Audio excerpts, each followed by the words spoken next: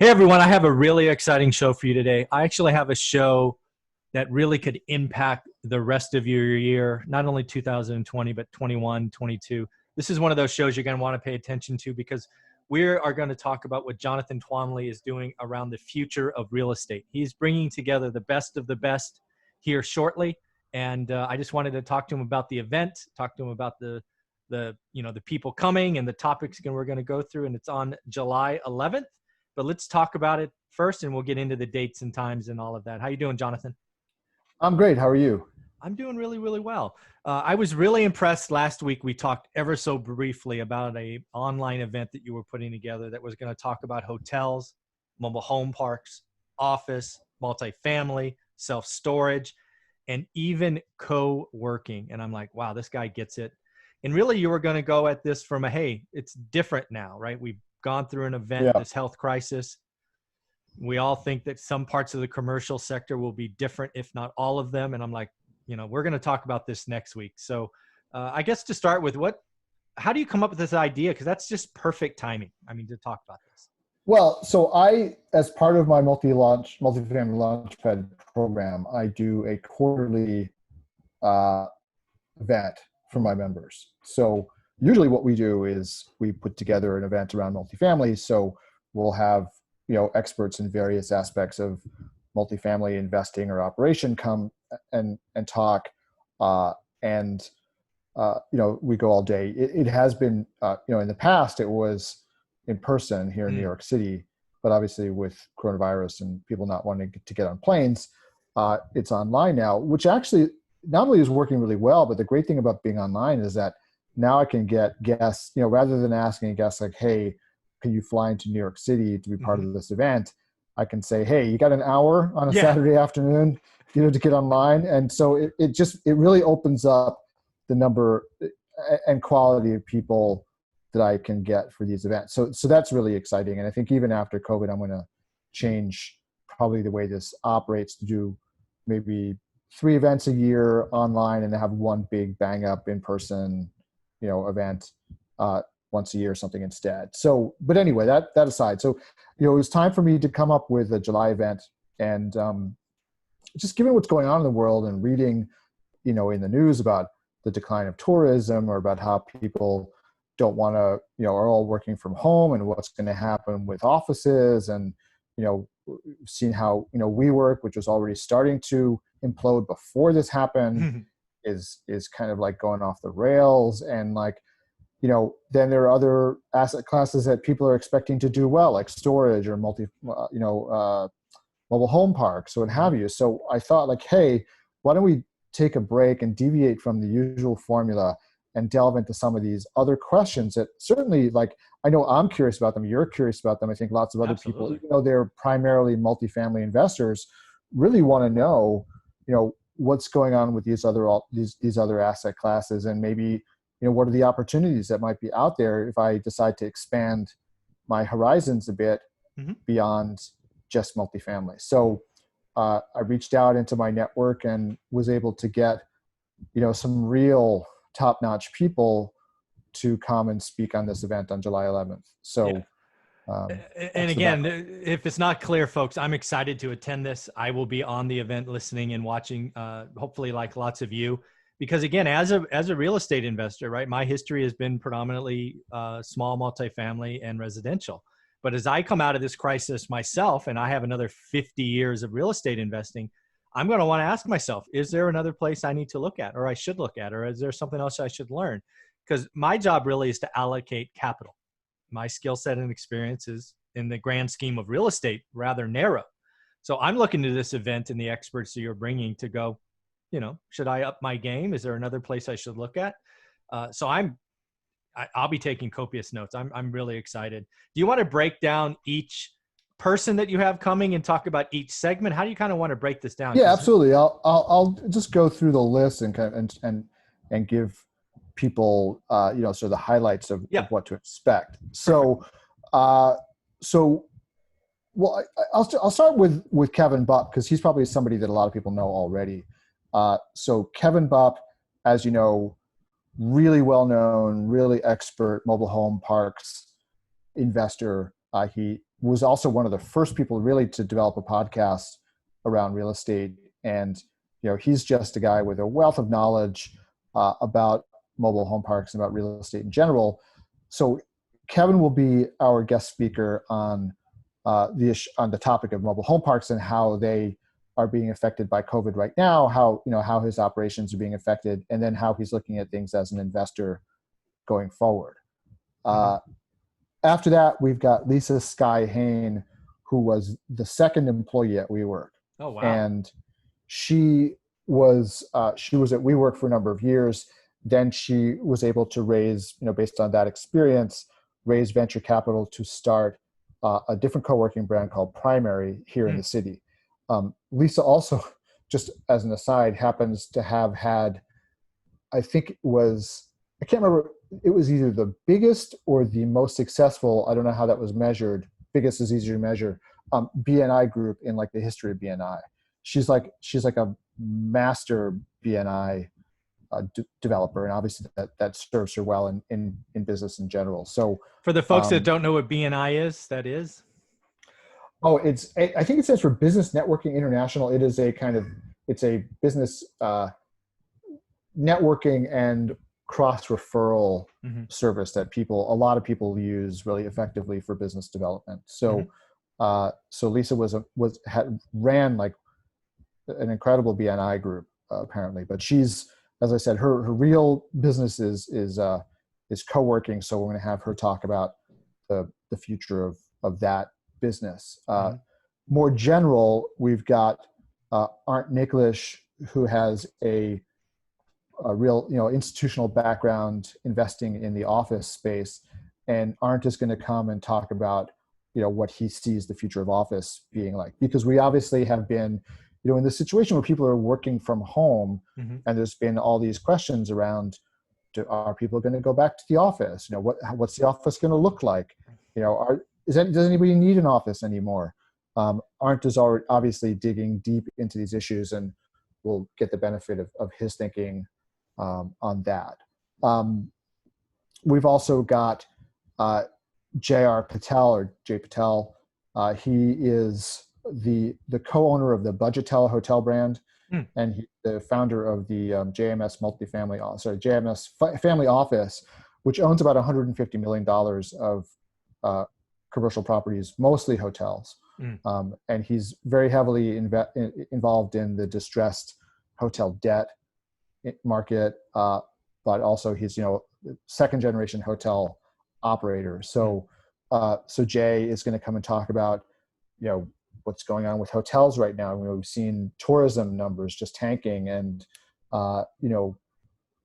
hotels are operating at really, really low occupancy right now. So that's, obviously a danger for people who own hotels right now, but a potentially big opportunity for people who want to buy hotels. And Jay is, active on both sides of this. So he's going to be just a really fantastic person to hear from on hotels. And actually, when I posted it in my Facebook group that we're going to be doing, I'm going to have a hotel speaker live on July 11th, that post just blew up in my Facebook group because people are really interested in this topic. Then we have Art Lieb, who is the founder of Province Management Company in Atlanta. They are a multifamily management company, and they've been I've known Art since he founded the company about 10 years ago, and they've grown like gangbusters in Atlanta. They're a very high quality management firm. And he's going to come and talk about how they've been dealing with the COVID situation from the management side and what he's seeing in terms of operations. And I think, he'll be really able to talk about that issue that we've been talking about a lot, this rent payment issue, where collections are good, but then what, right? What happens next month? And so I think as we're getting close to that deadline of the enhanced unemployment ending next month, I think, Art has clearly spent a lot of time thinking about this issue. So we're going to get the benefit of his insights into that. And then finally, we're going to have Nitesh Sapra, who is one of the owners of Nitneil Partners, and they are a second generation self-storage firm based in the Southeast. And so Nitesh is going to talk about the self-storage industry and how it's affected by COVID, and whether this is going to be an industry that's going to be on the rise because of COVID, or on the treading water, on the decline, what the opportunities are. So this is really power-packed lineup of folks, all of whom are stars in their respective industries, and I think it's going to be just a great day of learning and just expanding your mind beyond multifamily or single family houses into some other asset classes. So I'm really looking forward to this. Yeah, I think as am I. I'm curious, when you first off got all these rock stars, well over $1 billion in investments if you add them all together, which is pretty spectacular. I'm curious, did you give them kind of an outline that says, hey, let's don't talk about the past, let's talk about the future? Were you telling them, let's look out a decade, let's look out 5 years? What is there going to be kind of a standard flow, or is everybody just going to kind of do their own thing? No, I mean, this is going to be interview style. So we're going to let these conversations go where they need to go. Right? There's no formula. I don't like formulaic, interviews or formulaic podcasts. I like being able to, to ask people questions and kind of dig deep into the stuff. And this is actually where my lawyer's training comes in handy, because from all those depositions, like I'm good at asking questions and staying on the thread. And when people wander off into tangents, pull bring them back. As you see that I talk that way too. I wander off into tangents. I pull myself back to the thread. It's gonna be good. That's awesome. So you set this up for July 11th. I think it's from 9 to 4 Eastern, if I got that correct. Yeah, that's right. Yep, 9 a.m. to 4 Eastern. And if you sign up, you'll also get all the videos. So I know for some folks on the West Coast, if you're on the West Coast and you can't get up by 6 a.m. to start watching this on a Saturday, or you got to get up and deal with your kids for a while and get them ready. Yeah. You can tune in for the afternoon, but you can get all the videos for the whole day. Awesome. And they're generally ready within a week of the event themselves. So as long as you sign up, you'll get the videos, and you can pop in and pop out as works for you during the day. Yeah. So let's just hit the number one question people are asking now. What's the cost of this event? It is a whopping $97 for the whole day. The whole day. The whole day and the videos. And the videos. Yeah. Yeah, that's whole day pretty. Videos, $97. Yeah, I mean, this event, when it was live, it was much more expensive. It was a $397 event for coming for the day and the networking and stuff. Since it's online, it's easier for me to handle. It's easier for everyone. So I figured I'd drop the price, make it easy to attend. Yeah, and really just make it a no-brainer for folks at that price. I mean, that's. Yeah, $97, folks. We need to sign up. Even if you can't attend the whole day, you're going to get the videos, which is what you want. And again, this is the kind of stuff that for me is going to allow me to go, should I stay where I am, or are there going to be opportunities? Because I think all of you should have heard me say repeatedly now, I do not believe the pain when we look back at this event will be residential. They seem to be doing everything they can to not repeat the '08 crisis, which means you're not going to get the 2010 purchases like I did last time. But the pain will be in commercial, which is going to be all the stuff, the hotels, multifamily, office, self-storage, co-working, mobile home parks, which is why I'm going to be looking there. Because, I could very easily see one of those conversations going, oh, wow, that's the next decade. That's where I need to go spend, 90 days learning a market. So I'm excited because it's either going to validate, stay where I am, or it's going to tell me, you know what, let's go somewhere else. And for $97 and the ability to rewatch it, and it's just the right idea. And I look forward to you doing these perhaps more than quarterly. I think you may find out that this is easy and valuable enough where you do it every 6 to 7 weeks. Yeah. Well, we'll see. We'll see. How's that for a non-committal answer? Yeah, exactly.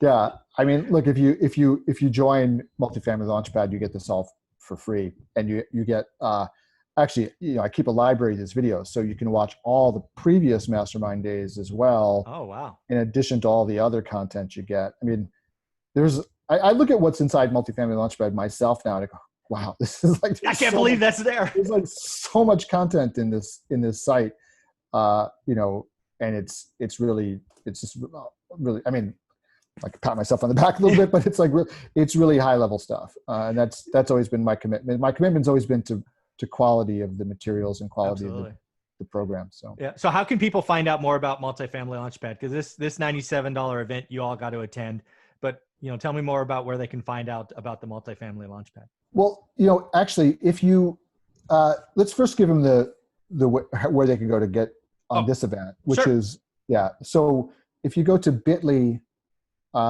There's a Bitly link. It's and those Bitly links are weird because it's bit.ly right / but it's / MFL July.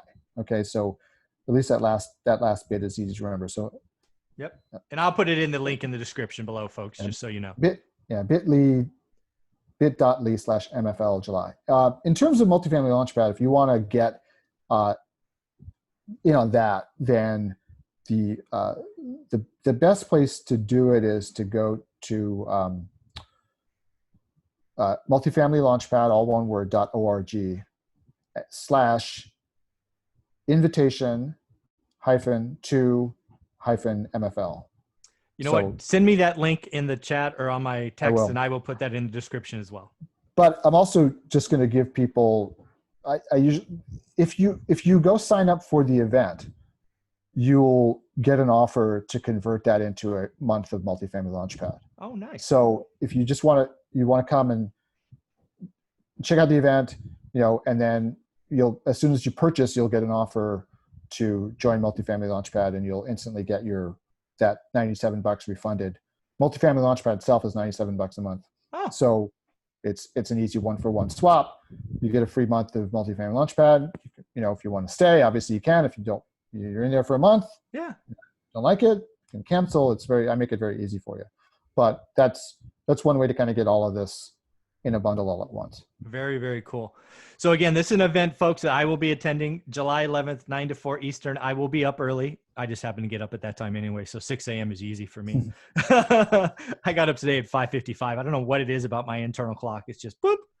But I will be there. One question I wanted to ask you today, kind of off topic, is, and I asked Matt Seamus, who's another one of my expert series yesterday about this, is where do you land on the cash is trash versus cash is an asset in the environment we are in today?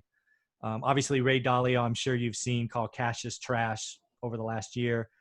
Jim Cramer, not that you follow him, but he said cash is an asset here again for this period we're in, meaning having dry powder. And I'm struggling with this because, I have more cash today than I've ever had, which is unusual. But I guess I'm just nervous about what I see happening in the rest of the year. And I just wanted to see where you thought about this whole cash is trash or cash is an asset today. I've been saying cash is an asset for a long time. Awesome. Okay. So even before this event, and I think this event is going to bear it out. So, people, I've argued with people in my group on a regular basis about, especially last year, about, should you be buying, should be building up cash. Right. I personally, sold everything. And frankly, I regret not selling my house too. Yeah. I thought about it, but that was just sort of too much. One step too far. Yeah, too much bandwidth, really, right? So, but the and people would there is a strain of thinking out there that says you should never have any uninvested cash. Right. The problem with that is if you invest at the very top of the market, exactly, you not only don't have the cash to invest at the bottom, but that's gone. Dead money. It's wiped off the face of the earth, right? Yeah. And unless that asset comes back. But if you put yourself in a position where you pay too much and you can't make debt service, then that asset that will never come back. You'll be foreclosed and you're gone.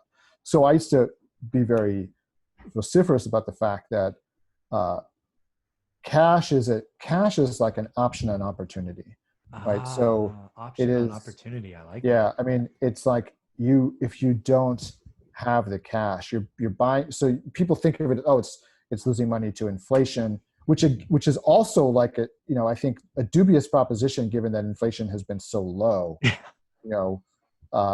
If you're losing, I wouldn't really lose sleep over losing, say at 2% a year, you lose, you sit on cash for 3 years and you lose 6% of its value, when then you could go buy an asset that's 30% undervalued because you have the cash. Exactly. Like, I take that trade every single minute of every single day, right? And I don't really understand why other people don't feel that way, but there's all that fear of missing out around rising assets, and Yeah. people FOMO is real. people convince themselves that they can never drop. But I think cash is is really good to have. And listen, if you can't make up your mind, then do both, right? Have some cash on the side. It's not really an either or proposition. Like, you can continue to invest in select assets or select opportunities, but maintain that cash cushion for the big ones that come up. And you see, I don't know, I mean, you probably know who this is, but many of our listeners don't. Seth Klarman, right? Legendary investor who's really under the radar. I mean, he's produced returns that rival or beat Warren Buffett over a very long period of time. And he is basically in like 30% or more cash all the time. Oh, wow. Right? Because, and that's how he does it. I mean, because when he buys stuff at a huge discount. Right. And then he just makes a killing.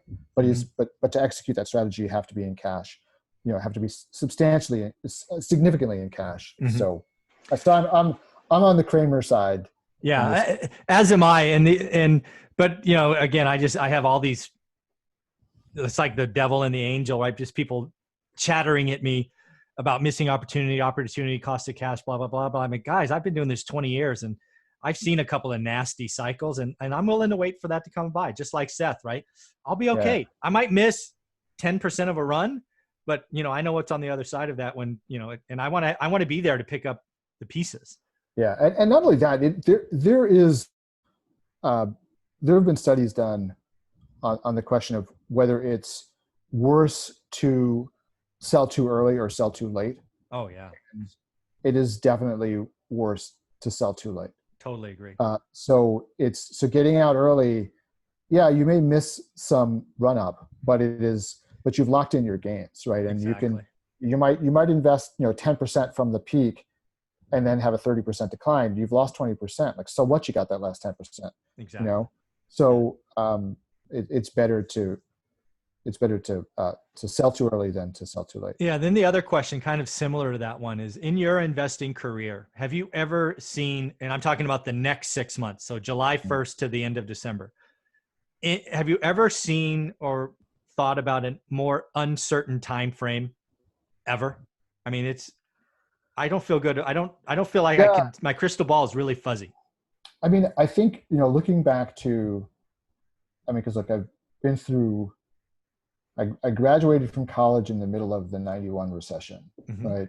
I saw the dot-com bubble burst, saw the great financial crash, of 2007, 2008. Now seeing this, all of those times felt uncertain, but the uncertainty was different. It was sort of like, well, how long is it going to take us to climb out of this? Or how long is this going to, I guess, when is the other shoe going to drop? Kind of, is another bank going to go bust or whatever? Right. I guess there was sort of like uncertainty around that, but right now, I just feel like we really don't know how to read this, because so much of it is just depending on like what the government does and then what the effect of that is going to be. So like, is the government going to extend the extra money for unemployment, and if they do, then what is it going to look like, and how effective is it going to be? And is the effect on the budget deficit going to make things worse down the road? Or, and are we going to have a second wave? Now it's kind of looking like, more certain that we will. So, or maybe more accurately, we never really got through the first wave. Just a long first wave. Yeah. Like we just didn't get it done with before we, rushed to go do normal stuff again. So, yeah, I agree. It just feels like there's a lot of open questions that make it very difficult. And I think part of the problem, honestly, is like in a traditional crash, right? you just sort of know, like, okay, the economy is bad, and but at some point things are going to look cheap enough to me Hmm.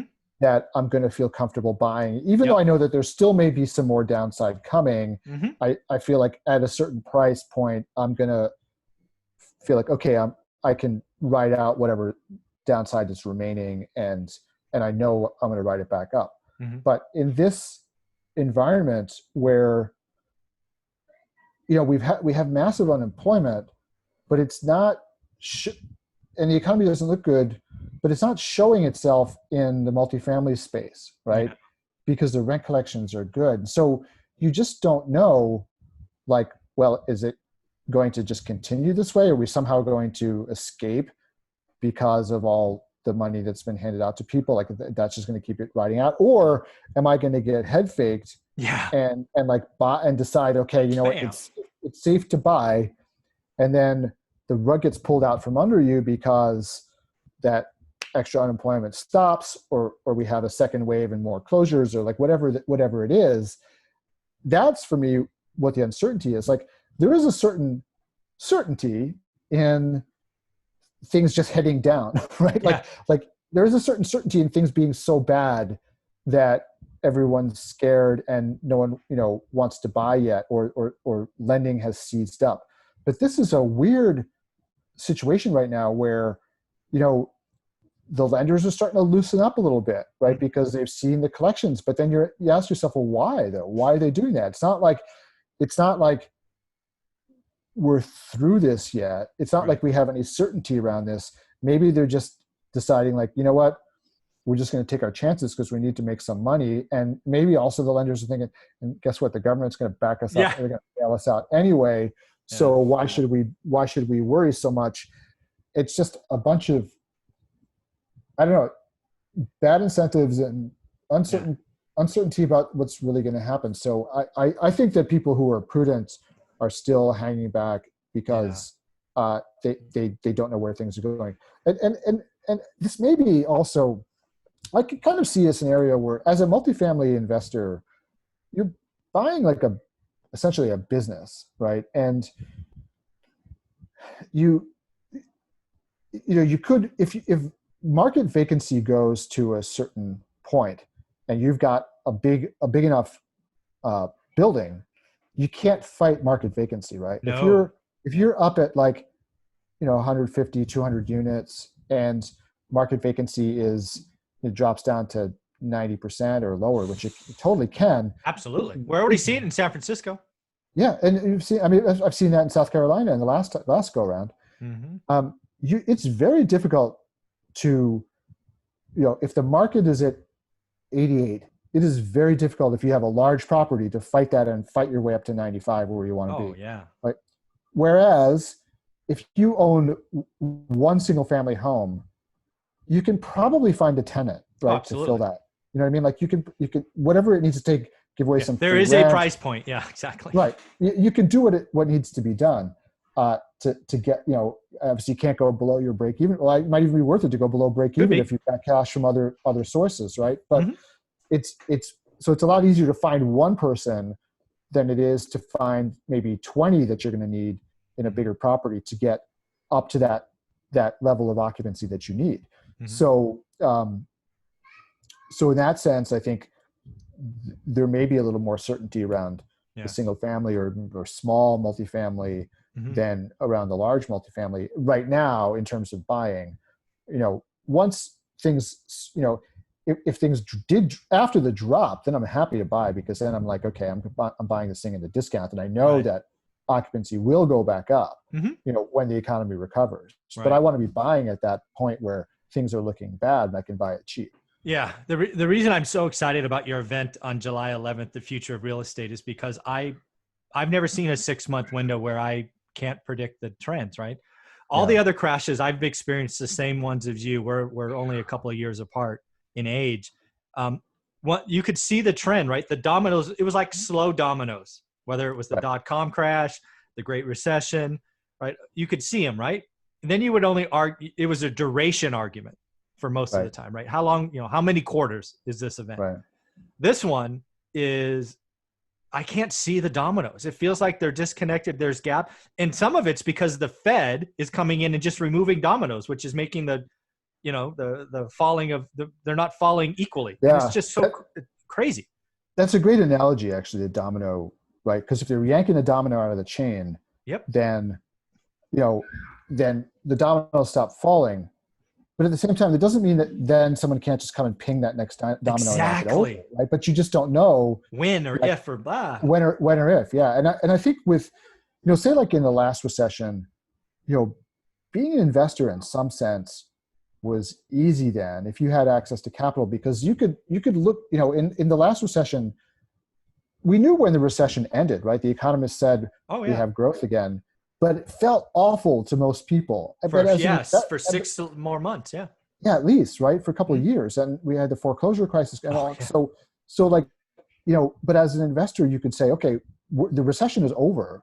I know it looks bad out there, it feels bad out there, but I know the recession is over and we have growth again. Yep. And that just means that, like, what the average person is going through is like, well, how much longer is this going to be till it feels good again?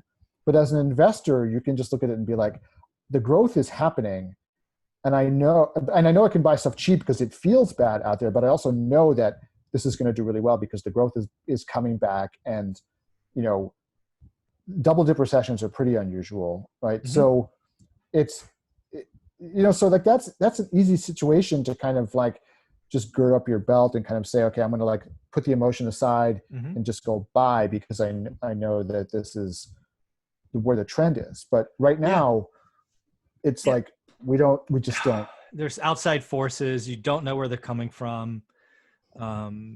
It's a pandemic, right? I've never invested through one. I don't think you have either, right? No. Right.